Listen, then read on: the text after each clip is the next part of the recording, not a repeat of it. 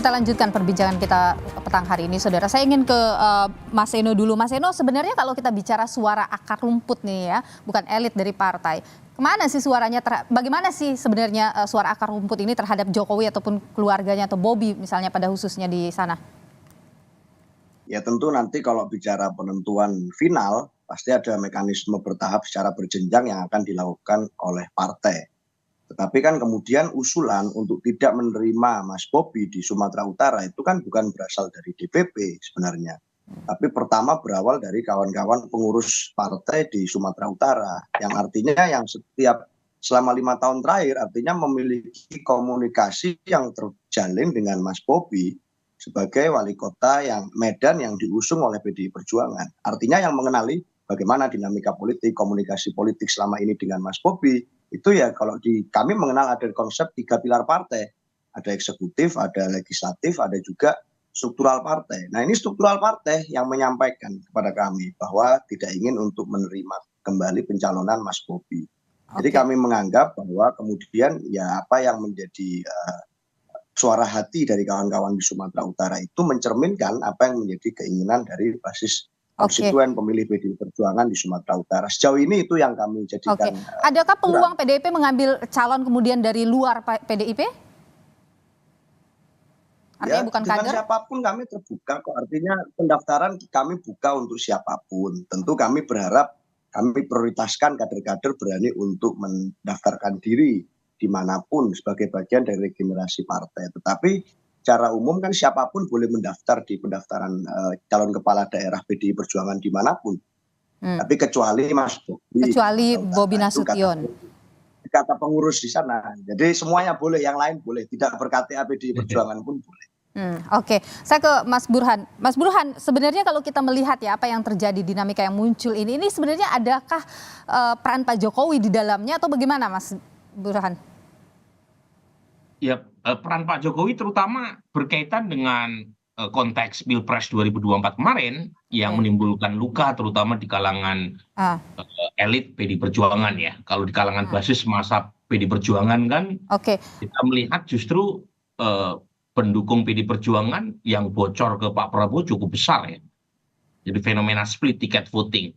Kalau saya melihat begini nih loh, ini Golkar memang bermain cantik ya dengan membuka atau memberi karpet kuning ya, bukan karpet merah ya, karpet kuning kepada Bobi ya. Golden Tetapi ticket. ada semacam bom waktu yang harus diantisipasi oleh Golkar, yaitu berkaitan dengan kenyataan bahwa Ketua DPD Golkar Sumatera Utara, Bang Ijek, itu berperan sangat krusial meningkatkan suara Golkar di Sumatera Utara menjadi pemenang pemilu, naik cukup signifikan menjadi 23%. Nah, sementara elektabilitas Bang Ijek sebagai calon gubernur itu jauh di bawah Mas Bobi dan Edi Ramayandi.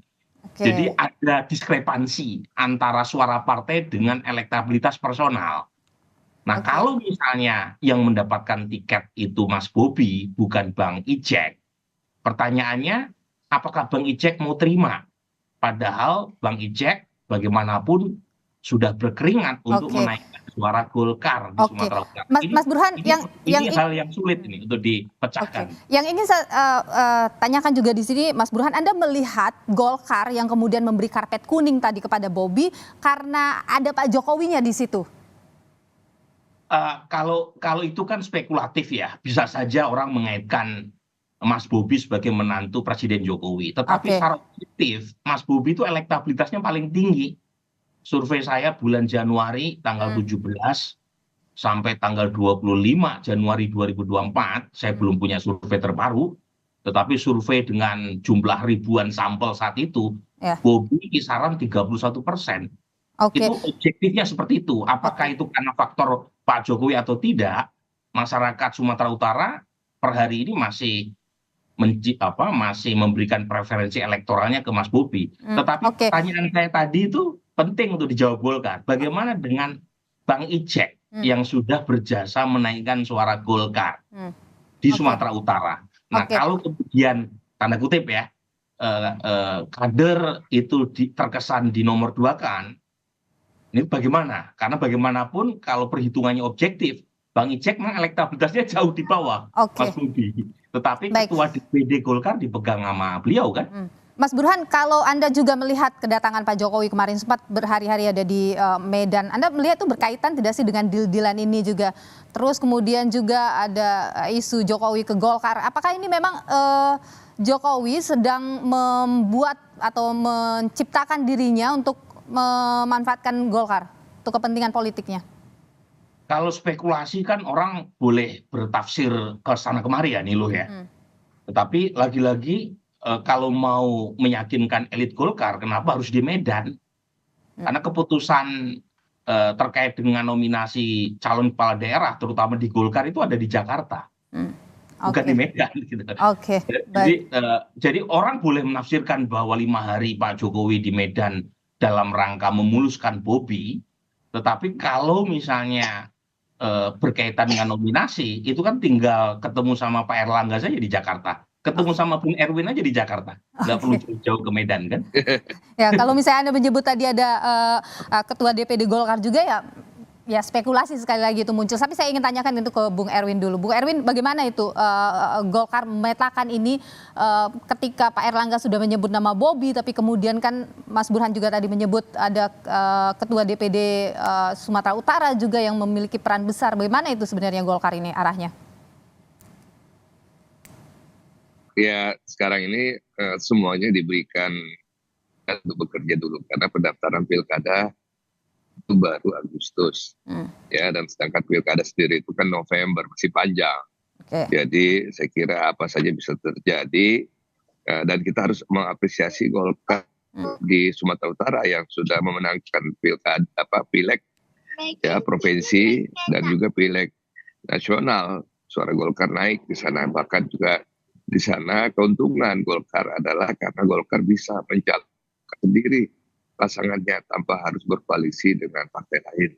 Sehingga Golkar bisa menentukan siapa yang nomor 1 dan nomor 2. Jadi itulah keuntungan Golkar di sana. Saya kira kita mengapresiasi juga kader-kader Golkar yang ada di sana. Kita tidak pungkiri bahwa keberhasilan Golkar di sana karena kerja-kerja kader juga. Oke, baik. Saya ke Mas Eno dulu. Mas Eno, kalau tadi dikatakan bahwa Bobi ini elektabilitasnya tinggi di sana, kira-kira siapa yang bisa kemudian berhadapan dengan Bobi dengan elektabilitas itu dari PDIP? Ya, kami menghargai rasionalitas dan pendekatan saintifik di luar kemudian pendekatan-pendekatan yang sifatnya adalah pendekatan ideologis. Tapi saat bicara tentang urgensi, kenapa kok kami merasa concern terhadap jalannya pilkada ini, sebenarnya adalah jangan sampai kemudian banyak pola yang terjadi di Pilpres kemarin yang kami kritisi terkait dugaan mobilisasi kekuasaan, intervensi kekuasaan, kemudian pelanggaran demi pelanggaran etik dan lain sebagainya, itu terjadi atau terulang kembali di pilkada serentak besok. Jangan sampai kemudian pola-pola itu tereplikasi. Oleh karena itu, kader-kader yang kemudian kami harapkan akan direkomendasikan dalam proses pilkada besok adalah kader-kader atau orang-orang yang mampu memiliki integritas untuk mengembalikan demokrasi. Namanya sudah ada, Mas Seno? Sudah di-list-kah namanya? Ya masih proses, kan ini masih tahapan penjaringan. Artinya sudah ada ya nama-nama itu ya mungkin yang sudah masuk dalam jaring tadi?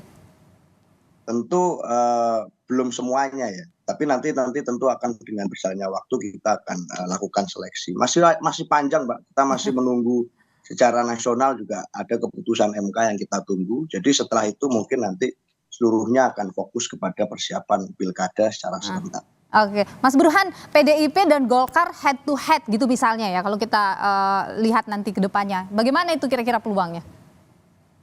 Ya tergantung calonnya nih loh. Ya, dalam konteks pilkada maupun pilpres, terutama sejak pemilihan secara langsung, itu terjadi semacam fenomena personalisasi politik, di mana peran partai itu makin lama secara elektoral, terutama dalam menyukseskan calon, itu menurun seiring dengan terjadinya party alignment atau penurunan party ID secara masif. Tahun 99 orang yang dekat dengan partai itu 86% survei kami.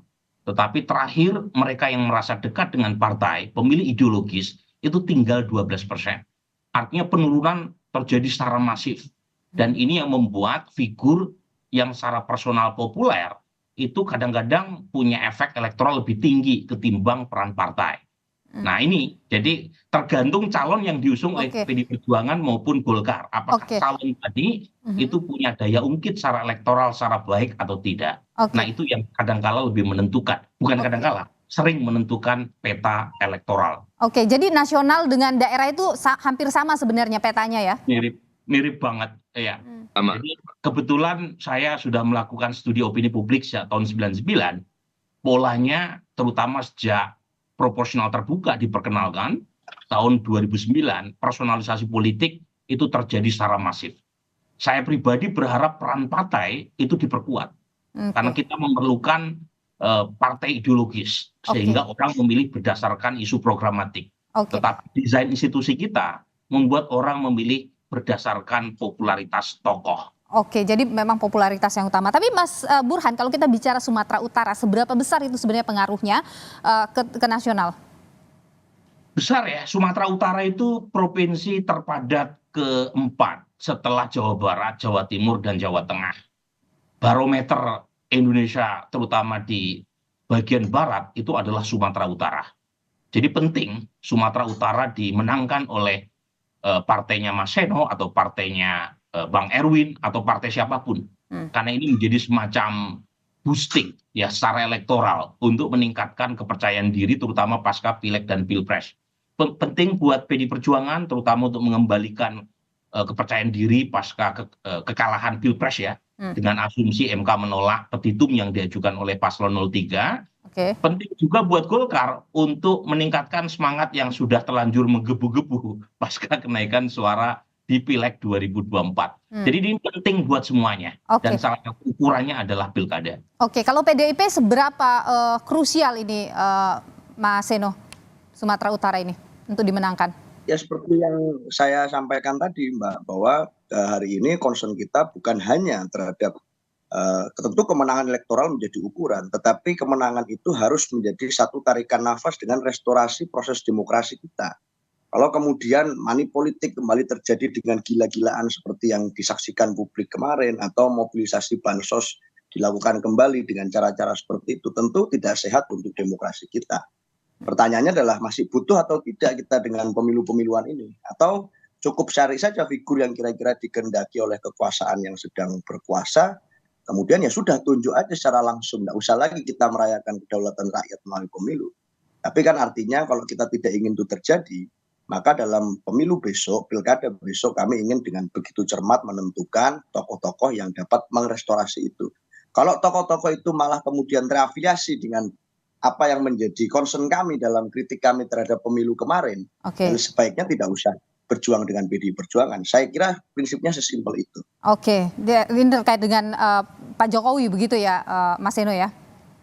Ya, mudahnya praktisnya seperti itu. Oke, baik. Mas Erwin, Bung Erwin sudah bergabung lagi dengan kami. Bung Erwin, jadi kalau misalnya kita bicara soal Sumatera Utara ini, Bung Erwin ya, bagi Golkar ini kan gini, ada partai lain yang juga membuka peluang untuk mendukung juga Bobi di Pilgub Sumatera Utara. Golkar bagaimana dengan itu? Apakah memang sudah mungkin akan membuka koalisi tadi? Golkar sebenarnya ya menerima kalau ingin isi dengan Golkar, karena seperti tadi saya katakan, Golkar itu bisa maju sendiri tanpa berkoalisi. Jadi kalau ada yang ingin mendukung Mas Bobi, pasti tentunya harus sebagai partai. Oke. Baik. Tentunya Golkar. Baik, Bung Erwin Aksa, sepertinya kita atau Pilpres. Baik, kita sepertinya terputus. Biasanya 3-4 bulan ya, makanya baru efektif. Oke, baik Bung Erwin Aksa, Wakil Ketua Umum Partai Golkar, terima kasih. Bung Seno Bagaskoro, politisi PDIP, dan juga Bung Burhanuddin Mutadi, terima kasih sudah berbagi pandangan di Kompas Petang. Sehat selalu Bapak-Bapak. Kami akan